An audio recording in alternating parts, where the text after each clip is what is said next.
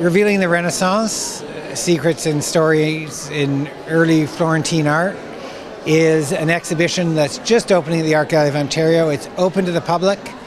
It is an exhibition that tells the story of a great moment in the history of art, the moment when humanism and human feeling becomes part of the story of art. There are more than 90 paintings, manuscripts, and sculptures in this exhibition, and I'd like to say it is the greatest exhibition of Italian art ever to come to Canada.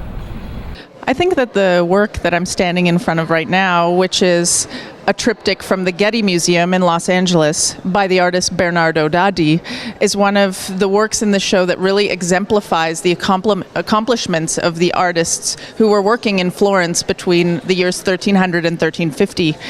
You see here that the Virgin looks to her left and she sort of escapes our eye, but she reaches beyond the small parapet or altar in front of her so that she reaches into our world.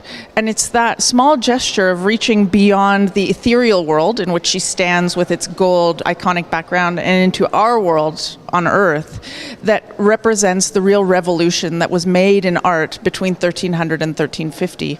Gone are the images that depict a world beyond one that we can't relate to, and suddenly right in front of our eyes is a world that we can relate to, architecture from our everyday lives, and I'm speaking from the point of view of a Florentine citizen, and bodies that reflect our own. As you see, Mary's actually wearing an incredible red dress that has covered in gold embroidery, and she's wearing an incredible blue mantle on top, which has this incredible gold trim, which is encrusted with gems. Those are both things that would very much have mirrored the kinds of fashions that were worn in Florence at that time. What people won't know is that many of these works have never been outside of Italy, or indeed outside of the institutions in which these works of art are resident. This is a very rare exhibition.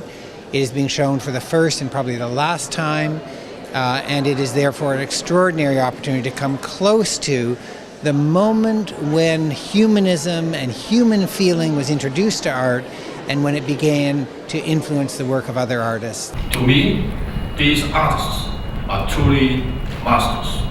Reviewing the early Renaissance is a rare opportunity to see the pieces that changed the course of history.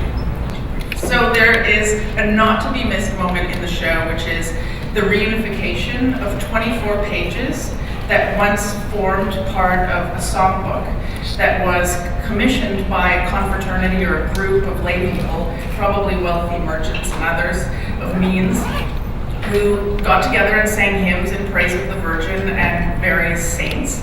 And this is the most luxurious manuscript of the 14th century, hands down. And they're proud of it because you can see all these members of the confraternity painted into the bottom areas of each page. Some get to be in a little roundel, lead donors. Some have to get stuck in the margin, minor donors. And so you see that that's playing out even in the 1300s. But we've brought these pages back together for the first time in over 200 years. And a group called Lionheart that'll perform here on April 6th has actually transcribed the music from this book, so that we're actually also reuniting the music, which is being sung, and you'll hear it ambiently in the space, with the pages from this book, and it's truly an amazing moment. So I think you find in these works, more than anything else, a desire of the artist's painting to paint a world that reflects the donors who were requesting the works of art. And you'll see throughout the show that different artists approach this problem in different ways. And it's that sort of polyphony of all of these artists doing this in different ways that creates an entire new era in art history. This is, I think, a truly enriching exhibition. It's something to celebrate maybe in part in this moment when the world is focused on what's happening in the Vatican.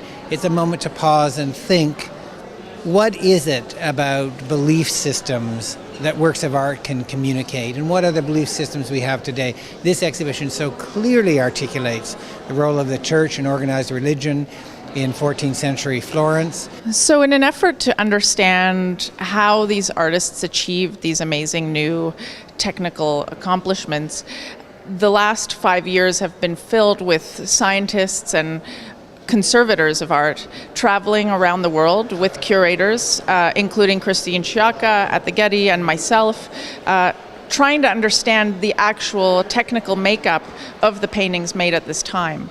And you'll find throughout the show that there are actually iPads that help you peel back the layers that are built up to create all of these fascinating works in the show, and also to give you sort of a backstage view of what kinds of investigation these conservators and scientists did. And it's an extraordinary exhibition for many reasons. I think the story that we tell is captivating. The works of art are beautiful. It is really a breathtaking exhibition. I hope many people come. I hope many people enjoy it.